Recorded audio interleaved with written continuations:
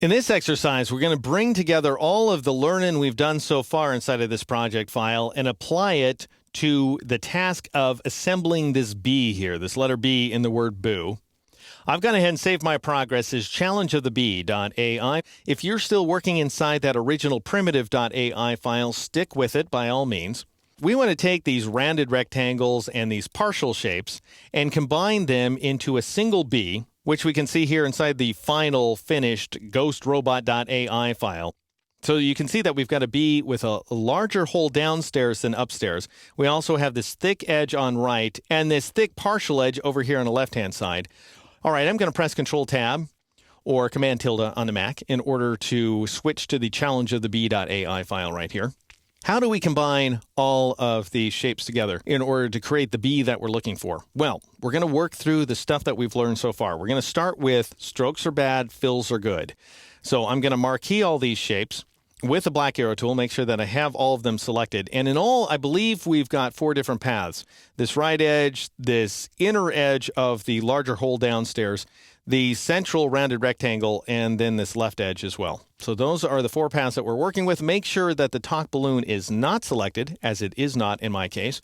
Go up to the object menu, choose path, and then choose outline stroke, or if you loaded D keys, you've got my keyboard shortcut Control / or Command / on the Mac.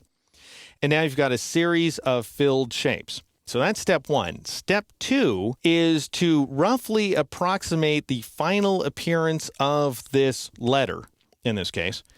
And I'm going to do that by bringing this guy right here to front. What we don't want is this area right there. That's going to all go away because this is all whole right there. So I'm going to click off the paths in order to deselect them. Then I'm going to move my arrow cursor around until I get that little black square right there that tells me I've got something under my cursor. And for those of you who are just joining us, who did not watch any of the fundamentals portion of this series, I want you to change the setting. This is very, very important. Press Control-K or Command-K on the Mac to bring up the Preferences dialog box. Click Next in order to switch to the next panel of options. And then there's this checkbox right there called Object Selection by Path Only. By default, it's off. I want you to turn it on. That way you can select through shapes in Illustrator. Very useful when working inside of complex illustrations.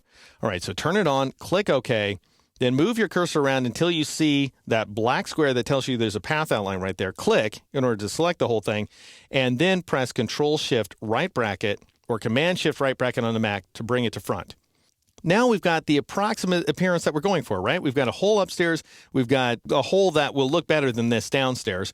We've got the thick right edge. We've got the thick left edge. Good. All right. Now what we need to do is we need to apply that classic divide and unite combo. So we'll start with divide, of course. This is step 3. Go ahead and marquee your stuff there, like so. Make sure that the talk balloon is not selected. Then go over to the Pathfinder palette and click on divide. And now you've divided everything. It doesn't look different. We've learned that in the past. That's okay. We've come to expect that from Illustrator. Now let's go ahead and zoom in. Now that we've divided all these intersecting paths apart from each other, we need to get rid of this junk down here that's interfering with our ability to express a hole in the downstairs region of the B. Because after all, you've gone ahead and grouped these shapes together now by virtue of the fact that you applied the divide operation.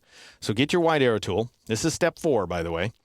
Let's go ahead and click off the shapes in order to deselect them. Then Alt-Drag or Option-Drag around this region right here in order to select these shapes, whatever they may be, and then press the backspace key or the delete key on the Mac in order to delete them. All right, so we end up with this weird sliver sort of going into the B. That doesn't concern us in the slightest. What does is that we've got this weird thing still left over down there. We don't want that. So go ahead and Alt or Option drag around it and press the backspace key. If you're having that problem, you may or may not.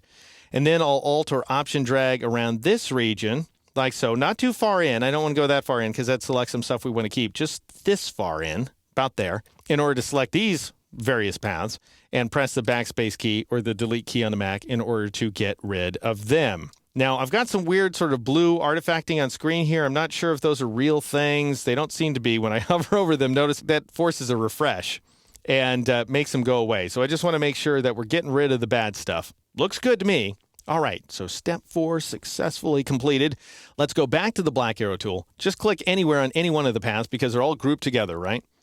and then go over to the Pathfinder palette. Step 5 is to click on the Unite option in order to unite all of those paths together. Now, something went wrong. We've got a hole downstairs, but we lost the hole upstairs. Why is that? All right, well, step 6 is to figure out. Press Control-Z, Command-Z on the Mac in order to undo that operation right there. Going to click off the shapes in order to deselect them. I'll go back to the white arrow tool, and I'm going to Alt or Option click on this outline right there in order to select it. Now let's move that over just to see if there's something else going on here.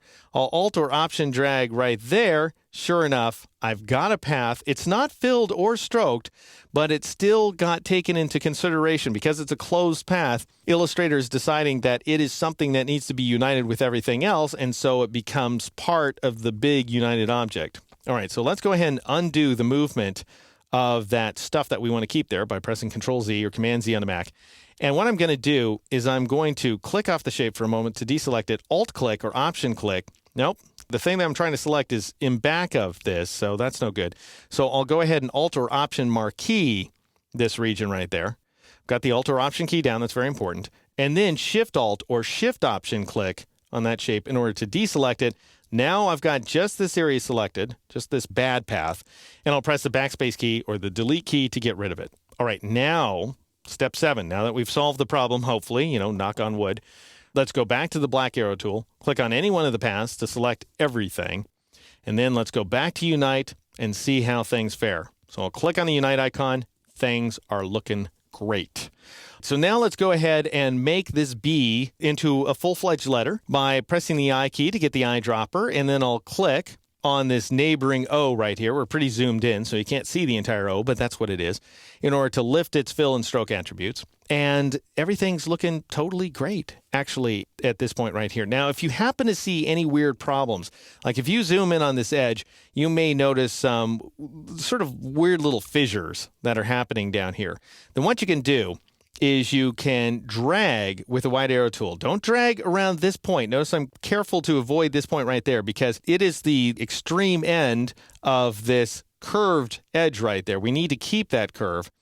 So I want to go ahead and start things at this location there. This is a point that we don't need to keep anymore. And I'm dragging over to about here actually is good enough because we want to keep this anchor point that's right there. It looks like a keeper to me.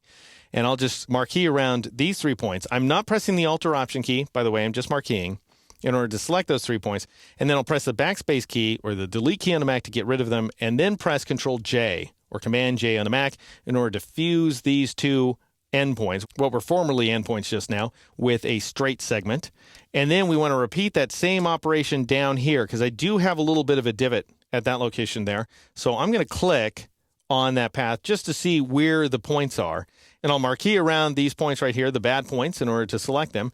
Press the backspace key in order to get rid of them. That would be delete on the Mac. And then press Control-J or Command-J on the Mac to connect those endpoints with a straight segment. And we have it. That's it, folks. You might say, well, gosh, was that much easier than just drawing this path outline with the pen tool? Yes. Way easier, even though that's pretty hard. What we saw was a pretty complicated combination of Pathfinder operations. It was still easier than hand drawing because we were able to achieve exacting effects here. We were able to take advantage of the geometric accuracy of the rounded rectangle tool so that we get nice straight edges and nice curvature as well, nice even and consistent curvature, which is something that you can maintain with the geometric shape tools. It's very difficult to maintain with something like the pen tool. In the next exercise, it may seem like we've seen everything where Pathfinder operations are concerned, but we're going to see more, much more, coming up soon.